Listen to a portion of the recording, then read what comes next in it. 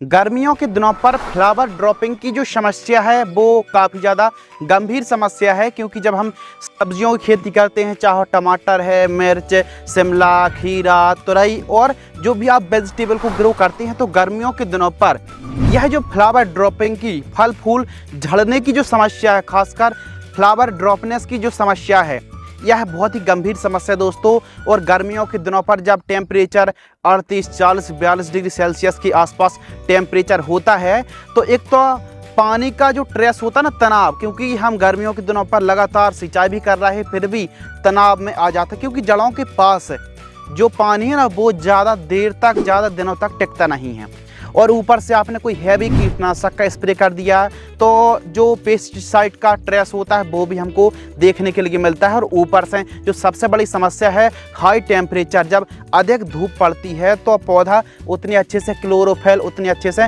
प्रकाश संश्लेषण से भोजन नहीं बना पाता है। और जो टेम्परेचर का ट्रेस है ना, तनाव, वो बहुत बड़ी समस्या माना जाता है। तो गर्मियों के दिनों पर जब बात आती है ना दोस्तों, फूल ड्रॉपिंग की समस्या जो आती है, तो इसको आप कैसे कंट्रोल कर सकते, कैसे नियंत्रण कर सकते हैं। यानी जरा सोचिए दोस्तों, यदि हम गर्मियों के दिनों पर फूल ड्रॉपिंग की जो समस्या से यदि हम कंट्रोल पा सकते हैं, तो आप बरसात के दिनों पर या फिर सर्दियों के दिनों पर भी बड़े आराम से फल फूल जो ड्रॉपिंग की समस्या आती है, इसको आप आसानी से कंट्रोल कर सकते हैं। तो हमारा कुल मिला के टारगेट है कि फ्लावर ड्रॉपिंग की जो समस्या है, इससे कैसे हम बचें या फिर कैसे इसको कम कर सकते हैं। गर्मियों के दिनों पर जो हमारी फसलें हैं ना, सब्जियां, इनके या फिर फसलों की हम बात कर लें, तो जो डंठल होते हैं फूलों के, वो बहुत ज़्यादा कमज़ोर होते हैं, नाजुक होते हैं। तो ऐसी सिचुएशन पर और हाई टेम्परेचर होता है तो फल फूल ड्रॉपनेस की समस्या आती है। तो सीक्वेंस वाइज हम बात करने वाले हैं, कारणों के बारे में बात करेंगे। वे कौन से स्प्रे हैं जिनका स्प्रे करके हम अपनी फसलों पर किस कॉम्बिनेशन का स्प्रे करें, ताकि हमको जो रिज़ल्ट है ना, वो बहुत अच्छे देखने के लिए मिलें। संपूर्ण जानकारी दोस्तों इस वीडियो के माध्यम से शेयर साझा करने वाले हैं, तो वीडियो को स्किप करके या फिर दौड़ा कर देखने की आवश्यकता नहीं है। वीडियो ज़्यादा लंबी नहीं होगी, एकदम जानकारी आपको इन्फॉर्मेटिव मिलने वाली है। सबसे पहले हम बात कर लेते हैं रीज़न यानी कारण के बारे में।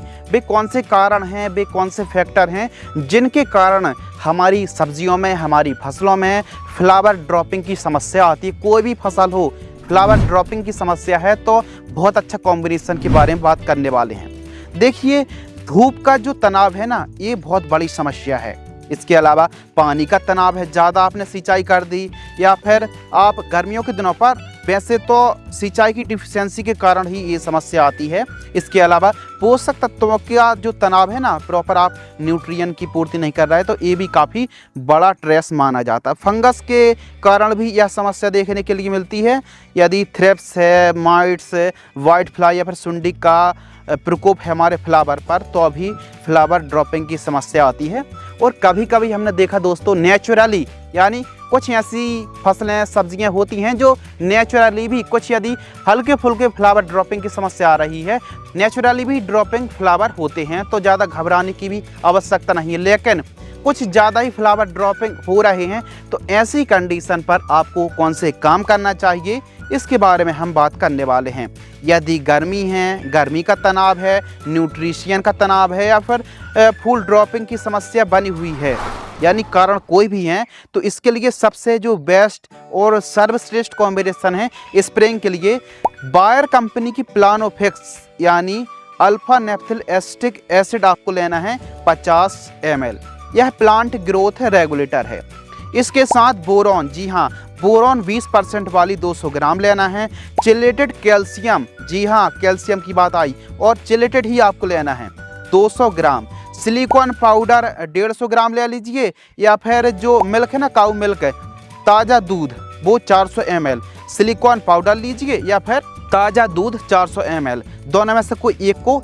इन सभी को ठीक तरीके से मिक्स करना, 200 लीटर पानी में घोल करके स्प्रे कर देना है। और स्प्रे करने की जो गाइडलाइंस हैं, शाम टाइम भी आपको स्प्रे करना है। सिंचाई ज़रूर कर लेना है आपको, यानी पहले सिंचाई करना बहुत ज़्यादा ज़रूरी है, उसके बाद ही आपको स्प्रे करना है। यह कॉम्बिनेशन 1 एकड़ में स्प्रे करने के लिए है। डोज को कम ज़्यादा ना करें और सिंचाई करें और शाम टाइम स्प्रे करेंगे तभी आपको रिजल्ट अच्छे मिलने वाले हैं। इस कॉम्बिनेशन पर हमने जो भी दवाइयाँ और जो भी फर्टिलाइजर्स ली हैं, इसके मोड ऑफ एक्शन के बारे में भी हम बात कर लेते हैं।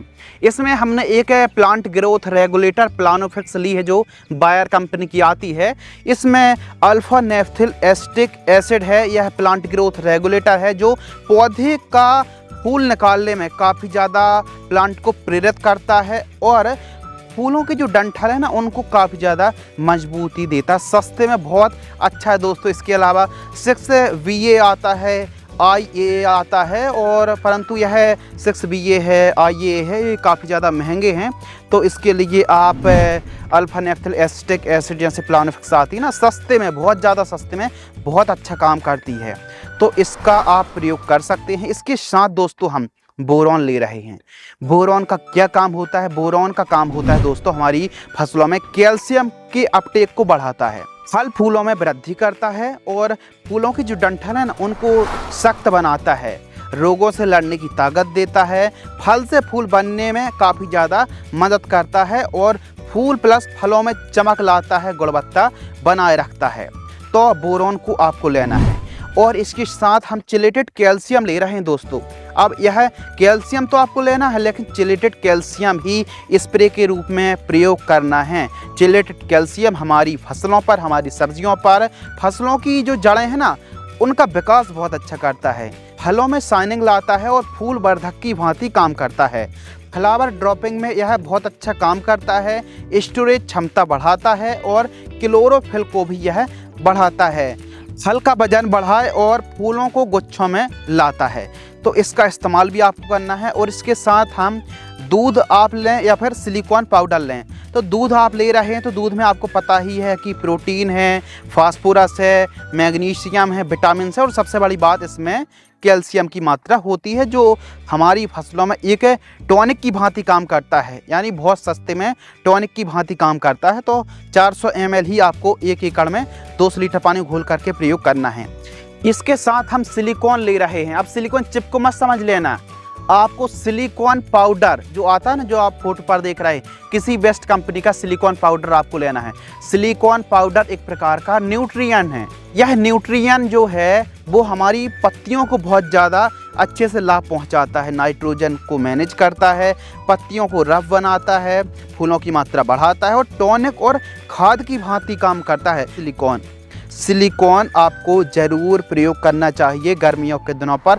पत्तियों को बहुत अच्छे से सख्त बनाता है, यानी ये समझ लीजिए क्लोरोफिल को बढ़ाएगा और काफ़ी ज़्यादा पत्तियों में प्रोटीन की मात्रा स्टोरेज करने में काफ़ी ज़्यादा हेल्प करता है। तो आप दूध को भी ले सकते हैं, सिलिकॉन को भी ले सकते हैं।